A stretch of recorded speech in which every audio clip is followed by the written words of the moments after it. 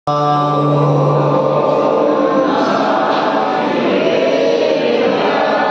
देवादेवी कालीनाथ भगवान की, चंद्रप्रभु भगवान की, काशीनाथ भगवान की, महावीर भगवान की, चक्रवर्ती बद्रीनाथ शांति सरस्वती महाराज की, श्री रघुवंशी धर्म सरस्वती महाराज की, श्री विष्णु सरस्वती महाराज की, कमल महामंडल विधान की, काशीनाथ मोक्ष कल्याण महामहोत्सव की।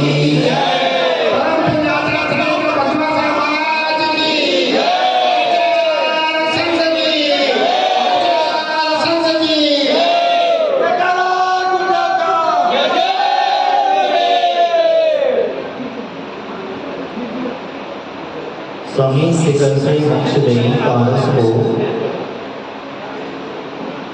स्वामी शिखर से मोक्ष देने पारस को हमने हर पल निहारा है। जो सुना उसे गाना सो पाया वही तो भाव हम, यही तो भाव से लंबी किनारा है। ये ही तपस्वी निखारी पारस वो आपकी काया है। झुकता ही मस्तक आपके चरणों में, जो सोचा वो हमने पाया है, जो सोचा वो हमने पाया है। आज भगवान काशीनाथ का मोक्ष कल्याण, निर्वाण कल्याण जिसको कहा जाता है, दूसरा नाम मुकुट सप्तमी भी कहा जाता है। भगवान के कल्याणकों के अंदर में हम भी अपनी भक्ति करने के लिए, अपनी स्तुति प्रकट करने के लिए भगवान के चरणों में पहुंच जाते हैं।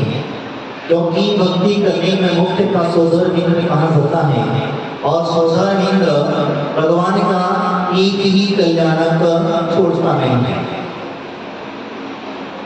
गर्भ, जन्म, तप और केवल ज्ञान, तत्पश्चात मोक्ष, ये पांचों के पांचों कल्याणक में सोदर मित्र और भी इंद्र अपने सही परिवार के साथ में पहुंच जाता है भगवान की भक्ति और स्तुति करने के लिए। आखिर क्या रीजन है? तो कहते हैं ऐसा पुण्य जो संचय करता है भगवान की कल्याणकों की जो पूजा अर्चा करता है।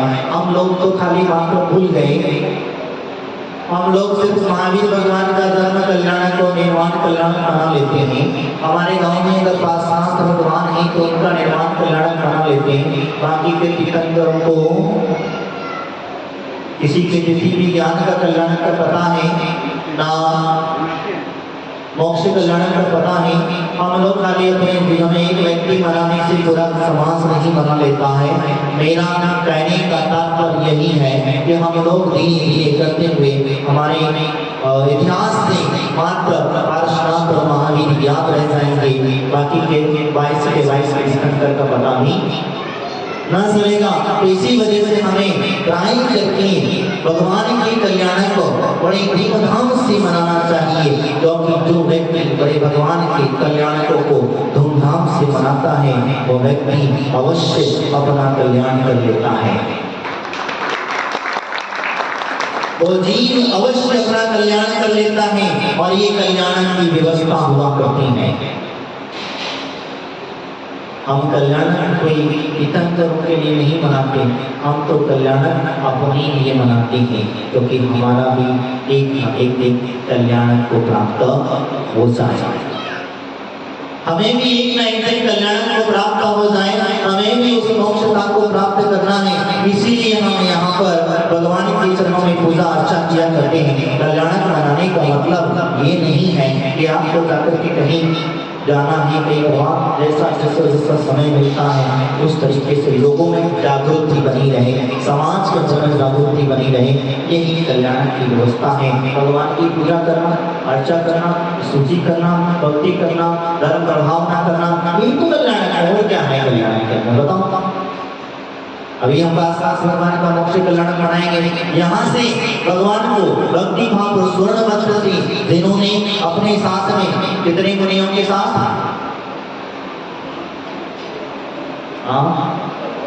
कितनी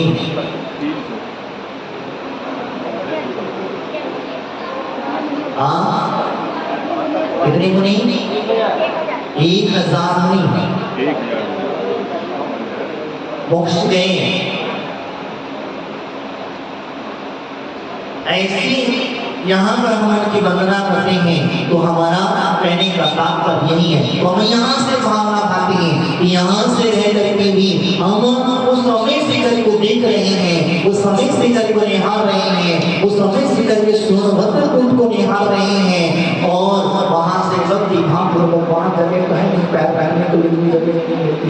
तो वैसे कूट पर क्योंकि क्योंकि दातार करता है, इस समय पर भगवान मोक्ष गए तो मोक्ष जाते ही 14 मित्र आदि परिवार को लेकर के पहुंच जाते हैं, भगवान के चरणों में पहुंच जाते हैं और भगवान को जब मोक्ष चले जाते हैं, जब तक आता है देखता है, लेकिन वहां पर उनके जो बचा हुआ शेष अवशेष होता है उसकी बड़े भक्ति के साथ में वो पूजा करता है, अर्चा करता है और इसमें अग्नि कुमार जाति का जो दीप होता है वो सुदीप के मुकुट जैसे झुकता है, वो झुकते ही जो अवशेष बचते हैं उन अवशेषों में और अग्नि संसार विधि बन जाती है, वह जल करके राख हो जाते हैं। अभी जो है फिर भगवान की बड़ी पूजा करता है, बड़े आनंद के साथ पूजा करता है, पूजा करने का महत्व होता है, उस पूजा का महत्व हुआ करता है।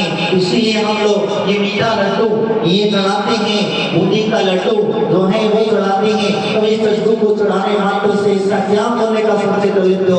अरे मेरे भक्तों दिनों आपको नहीं पता है ये निर्वाण लाड़ो आपके निर्वाण का रास्ता पक्का कर देता है। इसीलिए हम भगवान के चरणों में निर्वाण लाड़ो चढ़ाया करते हैं।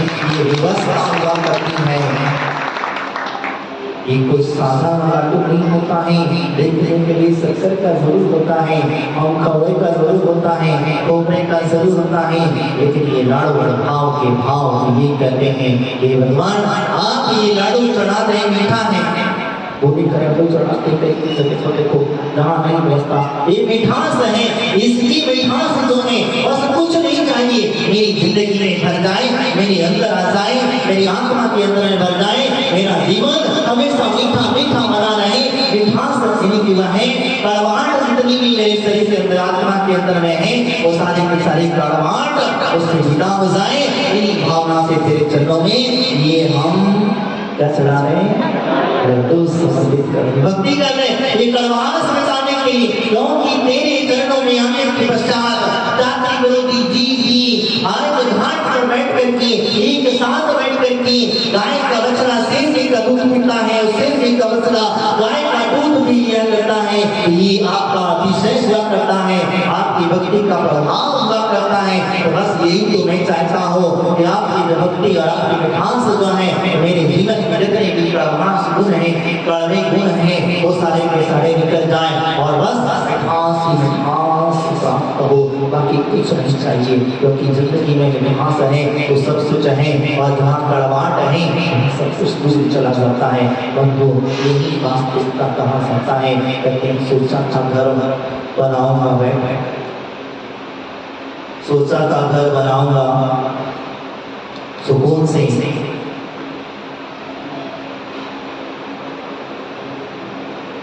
सोचा था घर बनाऊंगा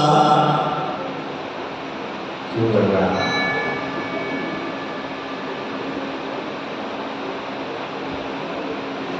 सोचा था घर बनाकर बैठूंगा सुकून से, पर घर की जरूरत ही नहीं, मुसाफिर बना डाला, मुसाफिर बना डाला। नहीं वास्तविकता वो तीर्थंकर भगवान बड़े आनंदित होते हैं, हमारे जीवन में बहुत कुछ भर देते हैं। आइए और समझते हैं भगवान काष्ठनाथ स्वामी जब जन्म लिया तो जन्म के पश्चात इंद्रों ने आकर के उनकी स्तुति की, अभिषेक किया, वंदना की, आराधना की उनकी और भगवान को माता के ला करके सोच दिया। पांडव शिला पर अभिषेक हुआ, कहाँ पांडव शिला पर जाकर के अभिषेक हुआ, वहां पर इंद्रों ने आकर के भगवान की भक्ति स्तुति के साथ में देखिए वो किंकर सौदामिंद्र जिसके शासन चलता है, जिसका शासन चलता है, जिसे सब लोग नमस्कार करते हैं, वो इंद्र भगवान के समक्ष में पहुंच करके नमस्कार करने पहुंच जाता है। तत्पश्चात भगवान दीक्षा लेते हैं तब भी पहुंच जाता है, वन नहीं पहुंच जाता है, वन भटकते। भगवान चाहे जहाँ कहाँ 2 दिन 3 दिन 4 दिन का बेल आते आते उपवास करते करते वो कर्म की निद्रा कर लेते हैं, और ऐसे कर्म की निद्रा करते करते उन्हें समय बीत जाता है। और वहीं एक कमठ नाम का पूर्व का 10 वर्ष पूर्व का भाई, 10 भाव पूर्व का भाई,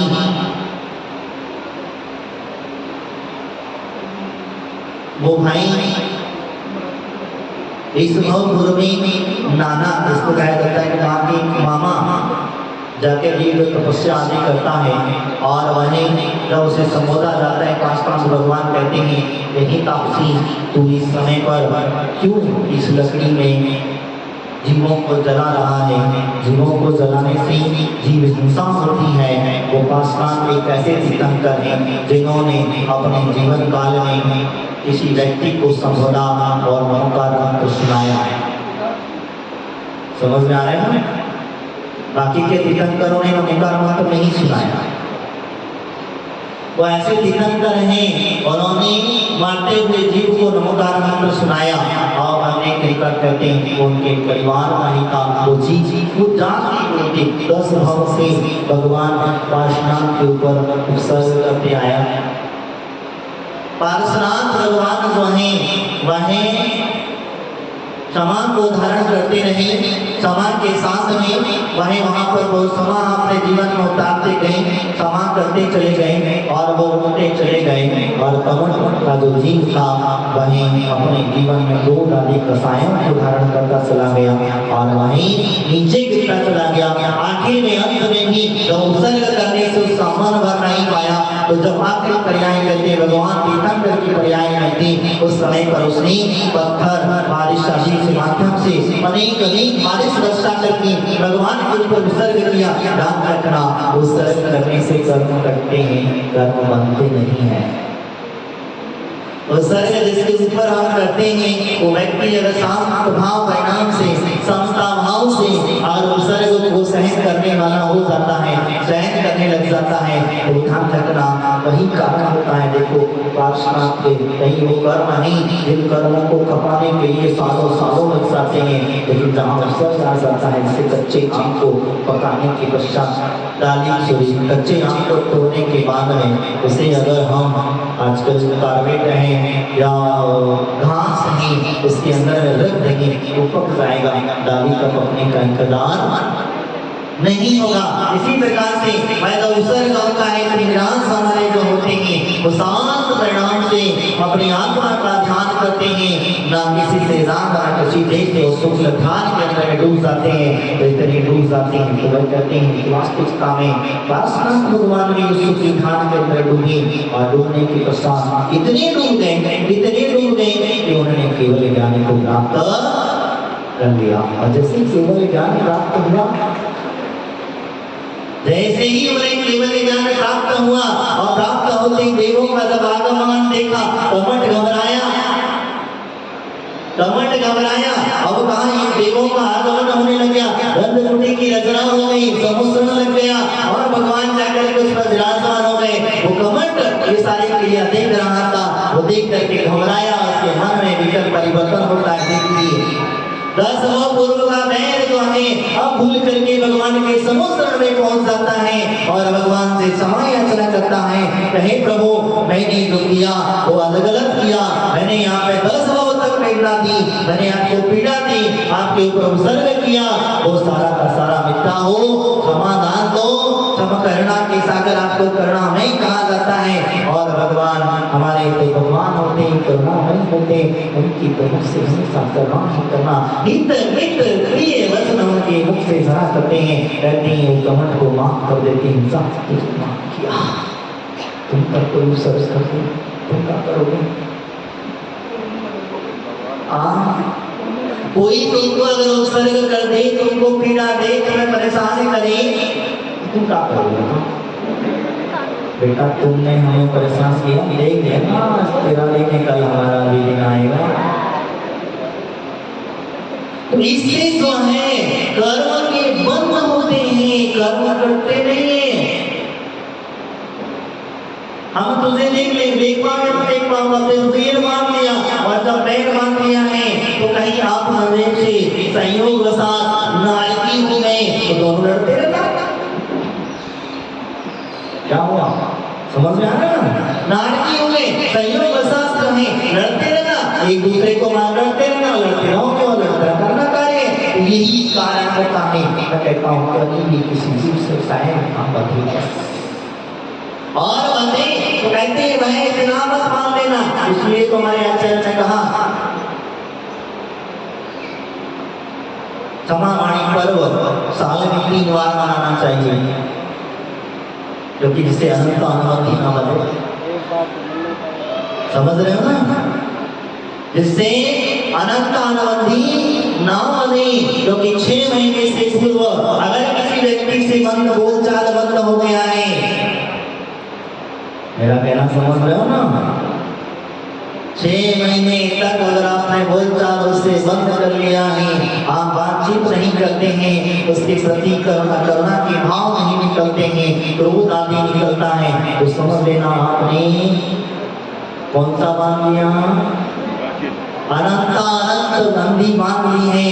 और जिससे अनंत आनंद बांध लिया वो ऐसे पार्श्वनाथ जैसे कमल जैसे जीवों में कारण बांधित तो कोई भाव 10 वर्षों तक, लेकिन आखिर में क्षमा के मार्ग पर आना पड़ेगा। वो अपने जीवन में हमेशा क्षमा को धारण करना, यही पार्श्वनाथ का संदेश ये कहता है। वह केवल ज्ञान को प्राप्त हुए वो कमंड घबराया और घबरा करके भगवान के चरण में पहुंच जाता है, भगवान से क्षमा याचना करता है और उस भगवान से चरणों में पहुंच करके वो पूरे अपने भवों को जान लेता है। ये भगवान मैं ऐसा क्यों बना, क्या कारण था, किस प्रकार से था, 10 भव में कहाँ था, कैसे कैसे लड़ाई लड़ी, कौन सी पर्याय को प्राप्त हुआ, और वो दीन वह सामिप्य को प्राप्त भगवान के चरणों में नतमस्तक हो गए, तो सभी दर्शन को प्राप्त हो गया। यही कारण हुआ करता है बंधुओं में वास्तविकता क्या कहूँ, पारस के गुणों को गाया नहीं जाता, पारस के उपसर्गों को अंदाज लगाया नहीं जा सकता, पारस तेरी शक्ति का मापदंड में कैसे करो, जग में तो पैगाम पाया नहीं जाता, जग में वो पैगाम पाया नहीं जाता। ऐसे तीर्थंकर प्रभु के चरणों की वंदना हम लोग यहाँ पर करेंगे।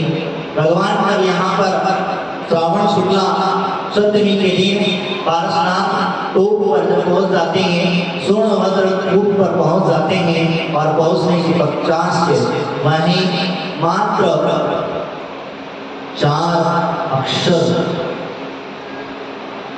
में जितना समय लगता है उतना समय में वो अपनी इस सुंदर काया कंचन दामनी डालते हैं, अंतिम देह को त्याग करके मोक्ष धाम में पहुंच जाते हैं। ये पार्श्वनाथ और अन्य तीर्थंकरों की ये व्यवस्था हुआ करती है। वो जब पहुंच जाते हैं तो नीचे अब क्या बचा, कुछ नहीं बचा, ना इसको सांस बढ़ता है, वो बसते हैं ये यहाँ पर वो इंद्र आता है, पूजा करता है, और न इसको जो अग्नि कुमार देव होता है, अग्नि कुमार देव उन्हें नमस्कार करता है, उनके चरणों की वंदना। हम लोग किसकी वंदना करते हैं, उनके देह की, वासुदेव की वंदना करते हैं, यंत्र आत्मा की। इस देह में और इनका जो अंतिम शरीर था, उस शरीर के अंदर में जो आत्मा तो है, आत्मा तो पवित्र बन जाती है, लेकिन उस देह को अंतिम देह कहा जाता है, इसलिए हम उस देह की भी वंदना किया करते हैं। कोई रात आदि की समाधि हो जाती है तो हम लोगों के वो देह पवित्र होता है। क्यों पवित्र होता है, क्योंकि उस देह के अंदर में, उस देह के साथ में जीवात्मा रत्नात्रय को उठाया था और रत्नात्रय को धारण किया था, उस रत्नात्रय से वह शरीर भी पवित्र हो जाता है। इसलिए कहा जाता है इसका रत्नात्रय नहीं होता है, उसे शरीर आंसू से हुआ करता है। आप लोगों का शरीर देखो, आप लोगों के शरीर में दुर्गंध भरी रहती है, हमेशा सब देखो तपास से निकले दुर्गंध आती है, और उसको सुगंध में परिवर्तन करने के लिए नाना प्रकार की क्या सेंस कहें, इत्र है,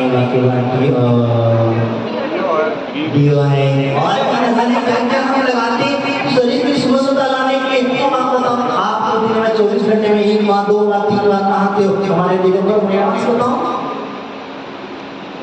दिगंबर प्रयास बताओ, ये क्या व्यवस्था है? तो वही कहते हैं जिसके पास रत्नात्रय की पूर्णता हो जाती है, वही उस पवित्र देह जो है सुगंधित हो जाती है, उनकी देह जो पवित्र हो जाती है, वो देह जो पूजनीय हो जाती है। इसलिए हम उसकी पूजा वंदना आदि किया करते हैं। और यही कारण है भगवान जिस चित्त से, जिस जगह से जहाँ पर भगवान मोक्ष जाते हैं, उनके साथ में निराश भी मोक्ष चले जाते हैं। जब जाने के पश्चात वो पूजा करता है, और पूजा करने के पश्चात वहाँ पर वज्र से उसका जो अस्त्र हुआ है इंद्र का एक अस्त्र शस्त्र हुआ करता है वज्र, जिसका नाम है वज्र। वज्र से